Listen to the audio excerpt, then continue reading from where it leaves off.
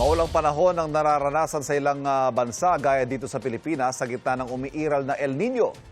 Kung bakit nangyayari yan, alamin sa unang balita ni Bea Pinlac.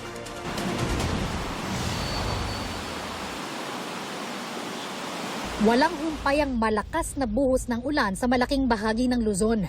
Dulot nito ay mapaminsalang baha. Sa ibang panig ng mundo naman, nasa state of catastrophe na ang Chile dahil sa matinding baha. Kalbaryo rin ang ganito kalawak na pagbaha sa Brazil. Pero may ilang bansa naman na nakararanas ng nakamamatay na init. Lahat ng yan nangyayari sa gitna ng nararanasan ngayong El Nino, na ayon sa World Meteorological Organization ay patuloy na lumalakas at inaasahang mas mabagsik pa sa pagitan ng Agosto at Oktubre. Ang El Nino ay ang malawakang pag-init ng Central at Eastern Pacific Ocean malapit sa Central America na may epekto sa timpla ng panahon at klima sa daigdig. Meron tayong El Nino, meron tayong La Nina. Ibig sabihin, nagkakaroon po ng balanse yung ating nature na kailangan niyang uminit, kailangan niyang lumamig. Ayon sa Pag-asa, kabawasan sa tubig ulan ang karaniwang epekto ng El Nino sa Pilipinas. Pero bakit tuloy-tuloy ang pag-ulan? Kapag ito ay nangyayari sa panahon ng habagat, nagko-contribute din po ito ng pagpapa-enhance ng ating habagat na kung saan mas marami po tayong ulan na natatanggap sa panahon ng habagat kapag merong El Nino. Ayon sa Pag-asa, posibleng umabot hanggang Oktubre ang habagat season. Ang El Nino naman, inaasahang tatagal pa hanggang 2027.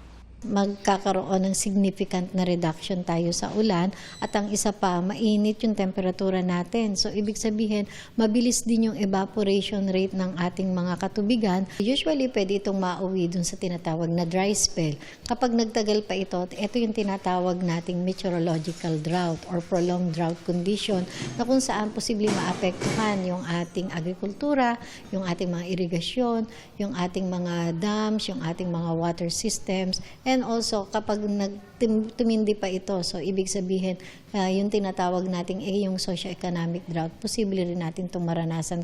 Nagbabala ang United Nations na dahil sa pagkatuyot na dulot ng El Nino, halos 50 milyong tao sa mundo ang posibleng masadlak sa gutom simula Setyembre. Naghahanda na ang gobyerno sa paglakas pa ng El Nino at magiging epekto nito sa agrikultura, kalusugan at iba-iba pang sektor.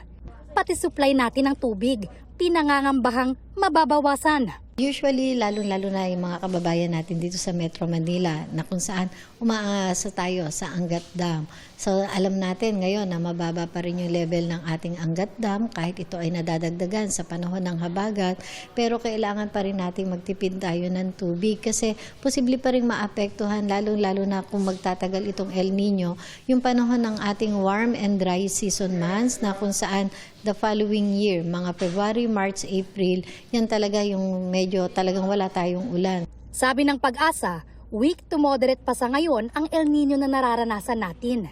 Pero hindi porket sinabi nating weak or yung tinatawag nating sinat lang yung nararanasan natin na impact or yung strength ng El Nino, hindi ito nangangahulugan na kokonte o mahina ang impact nito. Nandiyan pa rin yung banta na posibleng maging typhoon at super typhoon ang ating mga kategory ng mga bagyo.